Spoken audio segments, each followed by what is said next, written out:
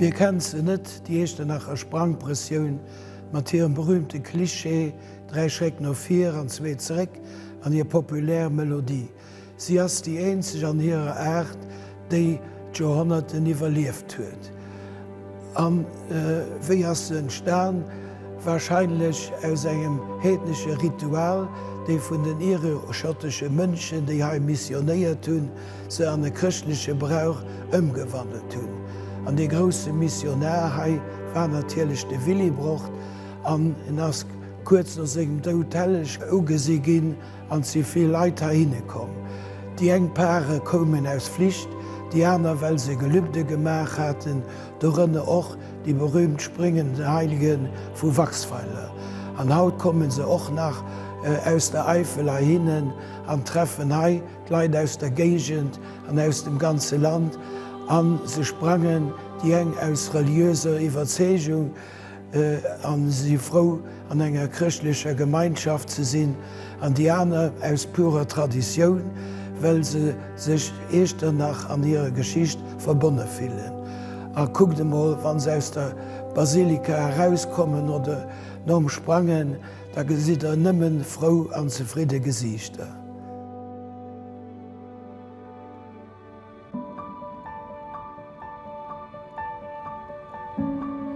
Ich begrüße Sie alle heute an diesem Tag zu der Pilgerfahrt.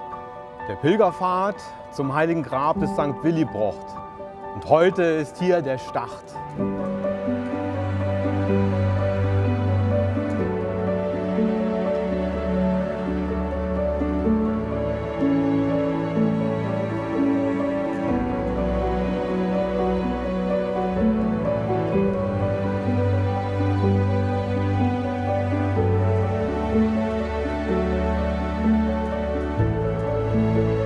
Die Springprozession wird seit alters her durchgeführt, Jahr für Jahr.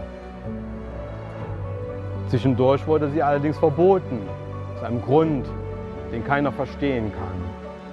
Doch seit 150 Jahren wurde sie wieder ins Leben gerufen und jedes Jahr aufs Neue von begeisterten Pilgern auch durchgeführt.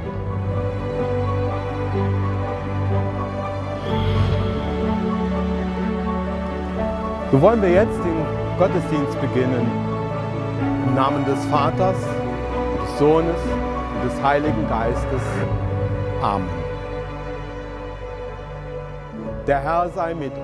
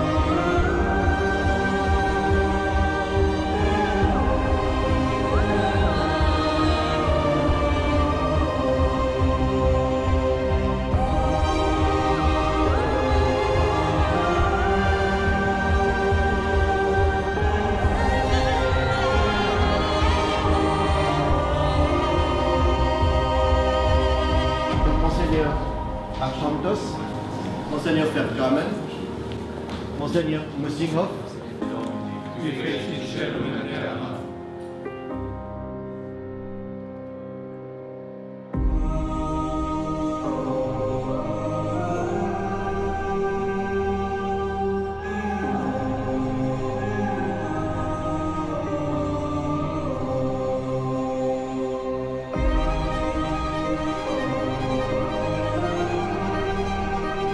Im Namen des Vaters und des Sohnes und des Heiligen Geistes. Amen. Der Friede sei mit euch. und mit deinem Geist.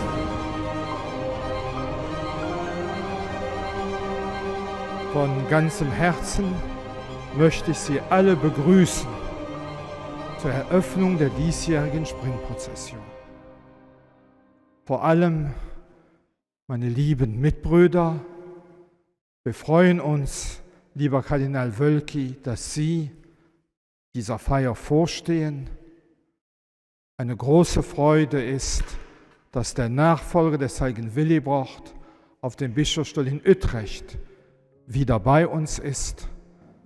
Sie haben uns gesagt, Eminenz, Sie können etwas besser gehen. Wir freuen uns darüber. Und alle Mitbrüder, tous mes confrères, soyez les bienvenus aussi les frères des églises encore séparées qui ne sont pas en pleine communion avec nous. Soyez vraiment bienvenus et prions de tout cœur pour que Saint Willibrord intercède pour nous.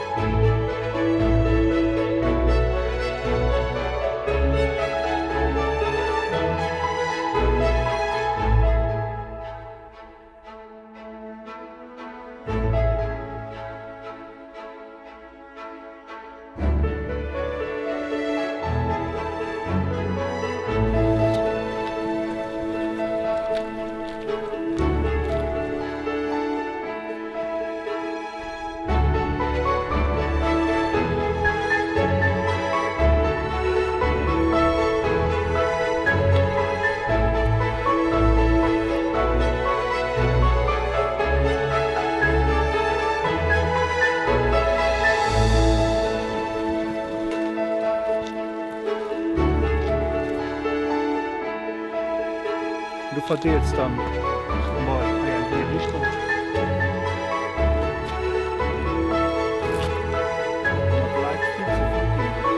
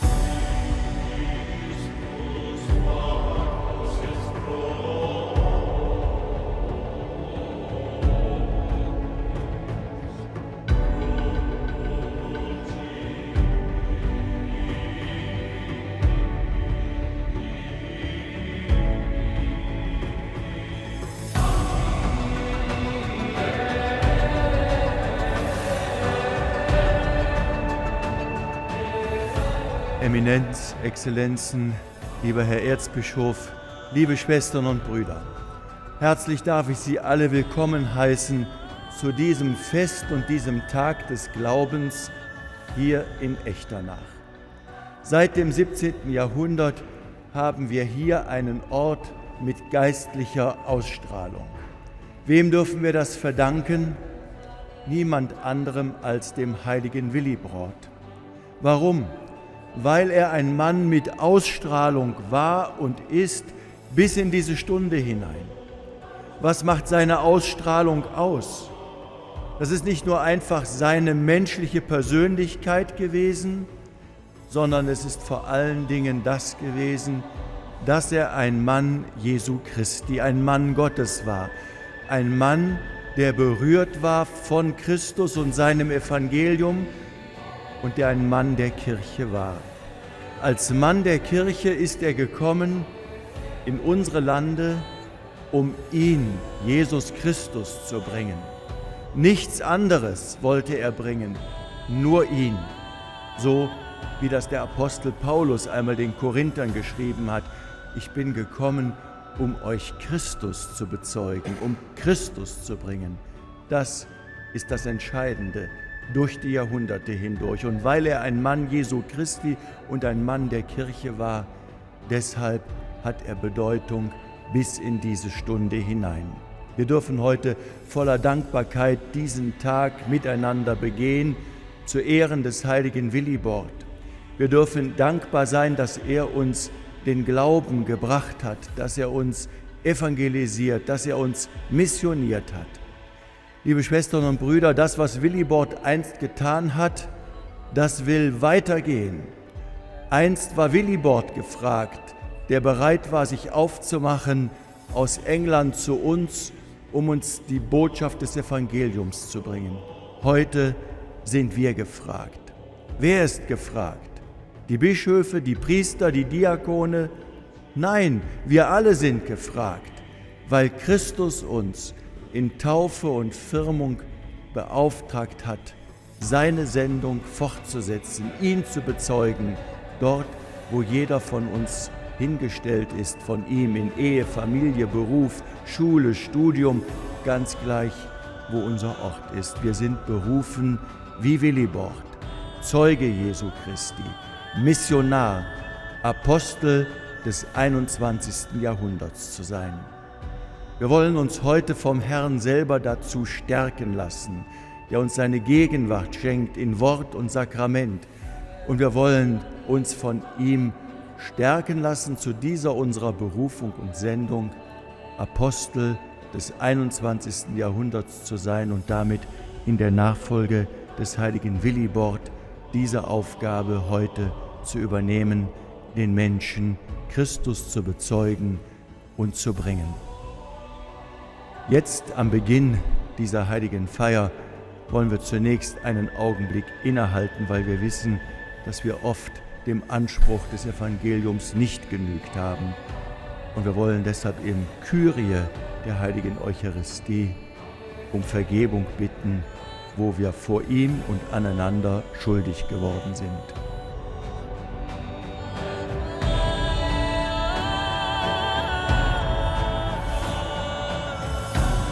Seht, was ihr empfangt. Empfangt, was ihr seid. Leib Jesu Christi, unseres Herrn. Amen.